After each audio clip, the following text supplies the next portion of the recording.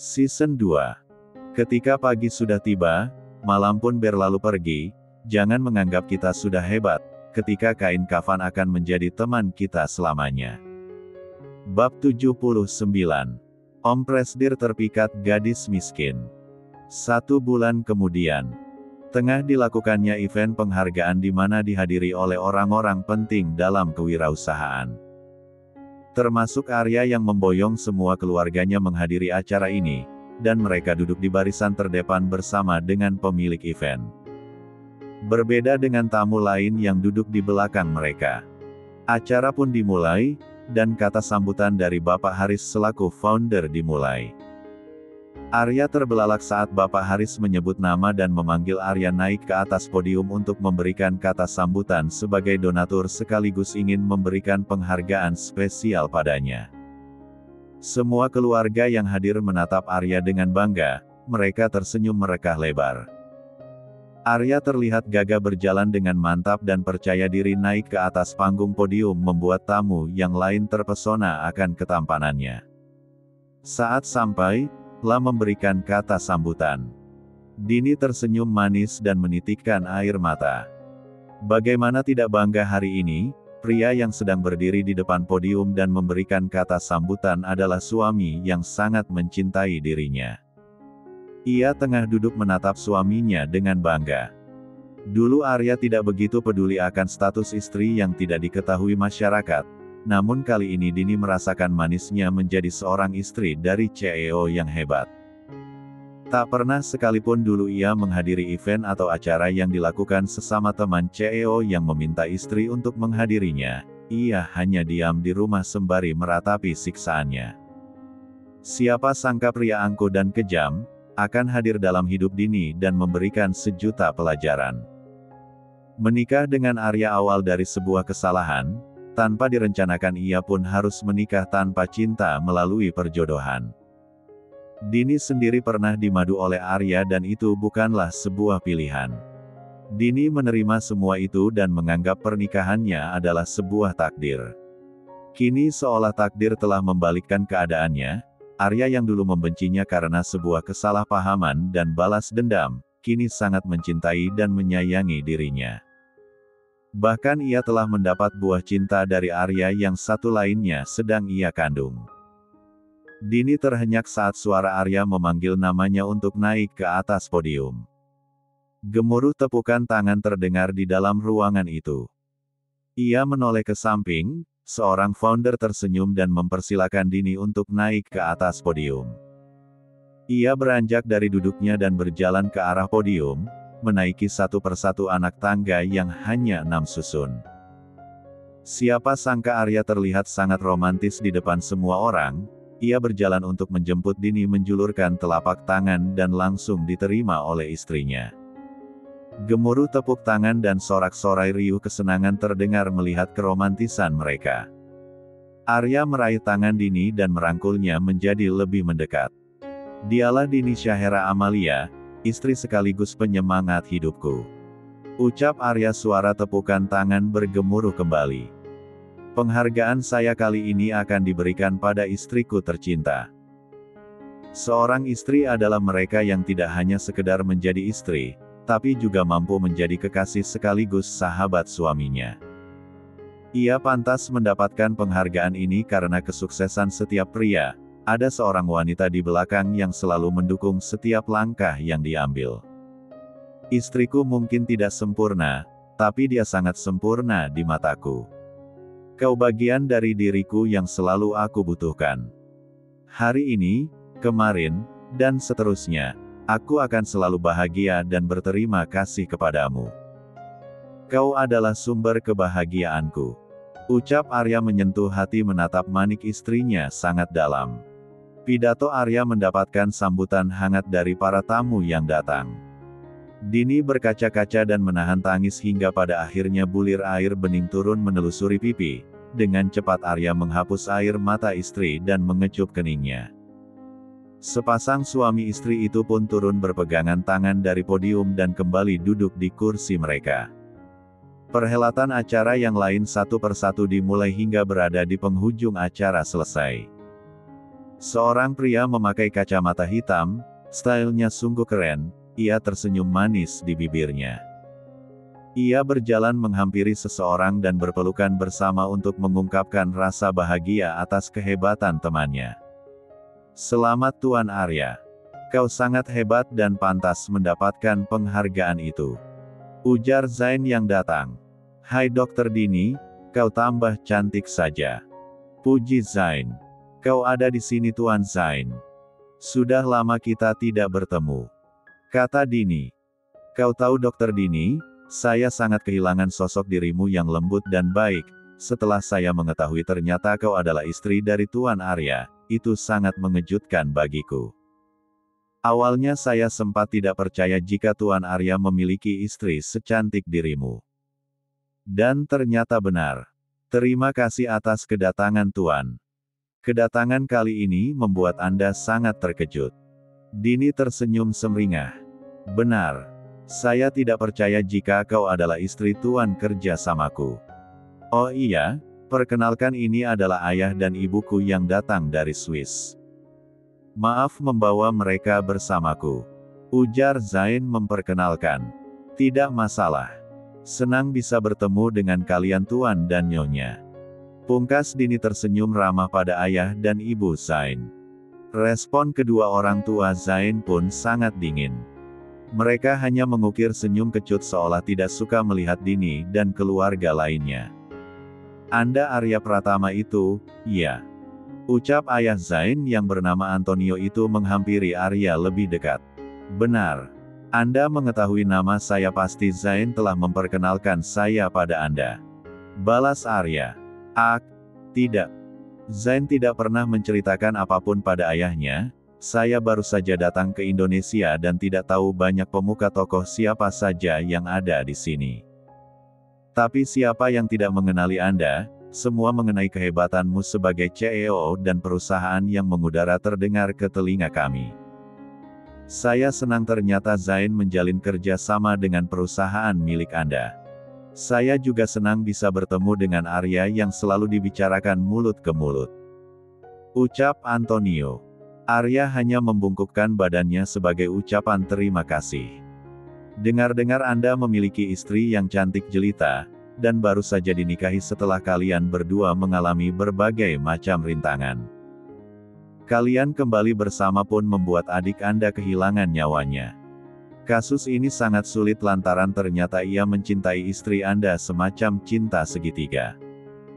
Sebelum itu, ada terlibat pembunuhan yang dilakukan Anda pada pria dan wanita di masa lalu yang mengganggu rumah tangga kalian.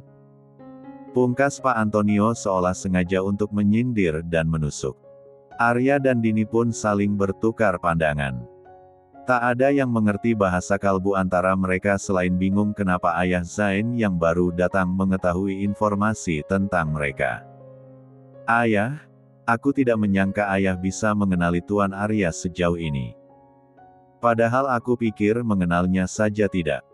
Tapi tidak perlu membahas masa lalu yang menyedihkan itu di sini. Timpal Zain berbisik di telinga ayahnya saat kalimat terakhir. Hahaha. Berita ini tersebar luas oleh awak media sampai ke telinga netizen. Tidak ada alasan untuk mengenalnya lebih dekat. Semua orang akan tahu hanya mendengar namanya saja. Ujar Pak Antonio menyipitkan matanya pada Arya. Ini adalah orang tua dari Tuan Zain. Mereka datang dari Swiss ke Indonesia untuk bertemu anaknya. Aku tidak tahu permasalahan apa yang terjadi dalam keluarga mereka, hanya karena Tuan Zain kehilangan ingatannya.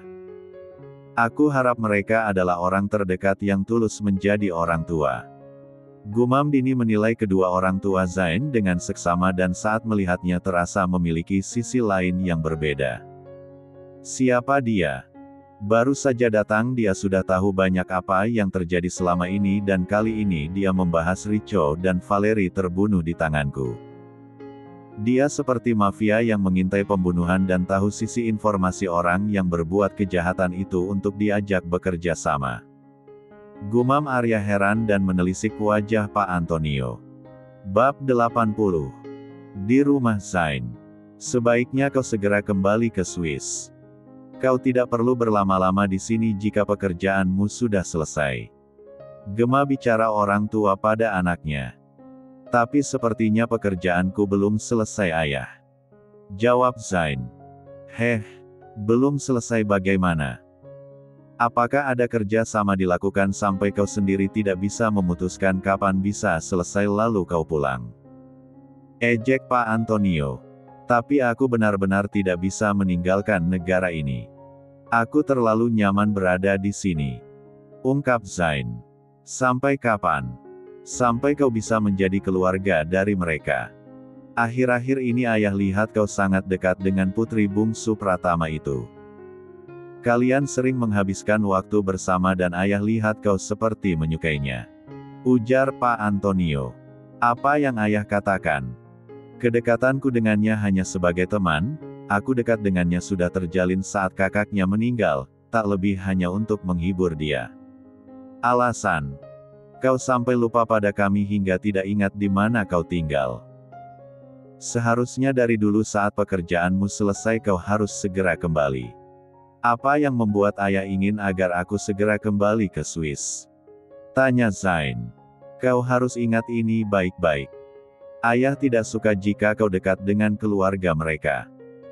Terutama Dini istri Arya Pratama yang kau anggap sebagai dokter yang membantu pengobatanmu itu, apalagi ayah dan juga ibunya.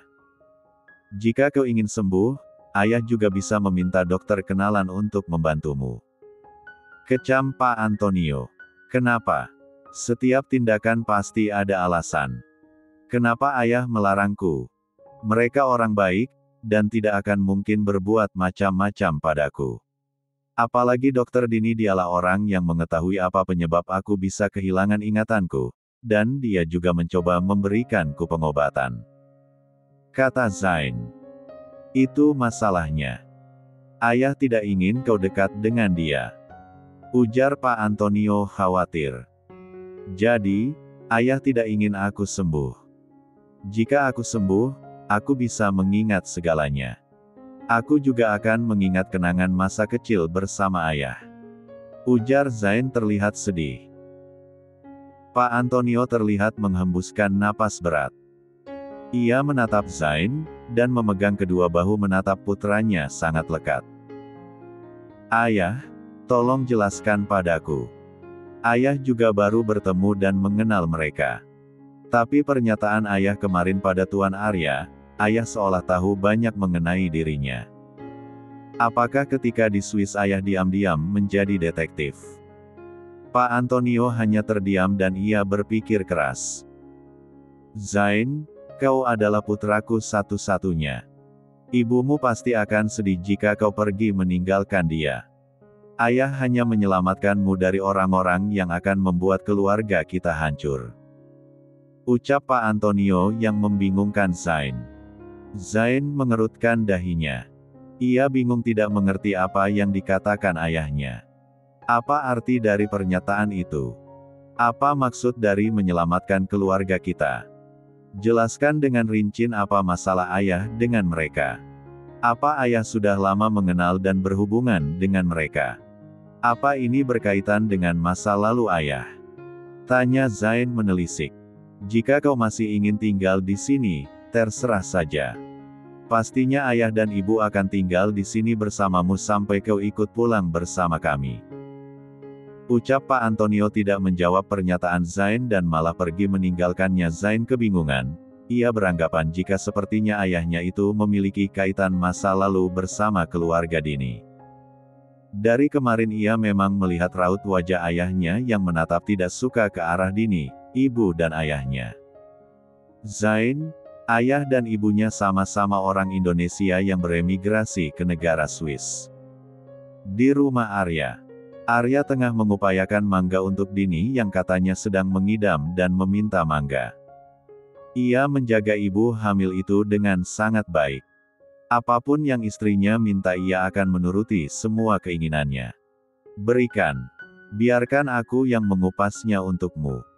Aku takut pisau ini akan melukai tanganmu yang indah ini. Ujar Arya datang dan merebut pisau dan mangga dari tangan Dini. Dini tersenyum melihat Arya datang dan ingin mengupaskan mangga untuknya. Aku akan berhati-hati. Lagi pula ini bukan pertama kalinya aku memegang pisau, kata Dini. Tapi untuk 6 bulan ke depan kau tidak akan pernah menyentuh pisau atau senjata tajam lainnya. Aku tidak akan membiarkanmu bekerja, baik itu memasak, membersihkan rumah, ataupun pekerjaan yang sering kau lakukan. Tita Arya. Penyiksaan. Kau meminta istrimu untuk diam. Tawa kecil Dini di akhir. Apa salahnya? Aku hanya ingin membayar kesalahanku padamu di kehamilan kedua ini. Ucap Arya sambil mengupas kulit mangga itu. Dini hanya tersenyum. Ia sangat bahagia dijadikan seperti ratu oleh suaminya. Selain mengupas, dia juga menyuapi mangga itu pada Dini. Dini mengunyahnya. Belum sempat menelan, Arya sudah memasukkan potongan mangga itu lagi ke mulut Dini. Sudah cukup. Aku belum sempat menelan yang tadi, ujar Dini berbicara dengan mulutnya yang penuh. Sangat menggemaskan. Pipinya menyembul, membuat Arya tersenyum gemas. Ayo makanlah. Kau harus banyak makan, ujar Arya memasukkan potongan mangga lagi ketiga kalinya. Dini tidak bisa menampung mangga itu lagi dalam mulutnya. Ia pun berusaha lebih cepat untuk mengunyah dan menelannya hingga habis. Saat habis, La menatap Arya yang tengah tertawa-tawa kecil dengan masam. Kau sangat lucu. Kau tidak melihat bagaimana pipimu itu menyembul besar. Seharusnya aku memotretnya tadi. Pungkas Arya masih tidak bisa menahan tawanya. Dini pun hanya tersenyum sipu malu dengan kelakuan jahil suaminya. Kau juga harus makan. Apa kau sudah makan? Tanya Dini. Belum, jawab Arya. Hah? Kenapa belum? Seharusnya kau makan. Itulah mengapa sekiranya kau mengizinkan aku tetap mengurusmu. Apa kata ibu nanti jika kau mendadak kurus? Celoteh Dini. Tidak masalah. Aku akan makan nanti. Saat ini aku sedang tidak ingin makan, kata Arya. Makanlah atau kau akan sakit nanti. Jika sakit, siapa yang akan mengupaskan mangga ini untukku? Senyum manisnya. Aku akan makan setelah mangga ini kau makan habis, jawab Arya. Dini pun segera memakan beberapa potongan mangga itu lagi. Oh iya, Din. Apa kau merasa keanehan dengan ayahnya Zain? Tanya Arya. Dini pun terdiam dan berpikir sejenak. Iya, aku juga merasakan hal itu. Bertemu dengannya kemarin sudah seperti tidak asing karena dia mengetahui masa kelam itu.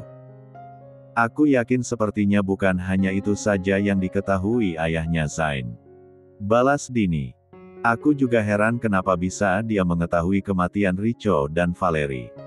Dia pun membahas kematian adikku. Apa mungkin Zain menceritakan semuanya? Aku rasa tidak mungkin Tuan Zain menceritakan ini. Dia baru pertama kali bertemu dengan ayahnya yang datang ke Indonesia. Tuan Zain pernah mengatakan ia tidak pernah bercerita apapun pada ayahnya, baik itu masalah pribadi, kata Dini. Kedatangan Pak Antonio mencuat kecurigaan dan kebingungan bagi mereka.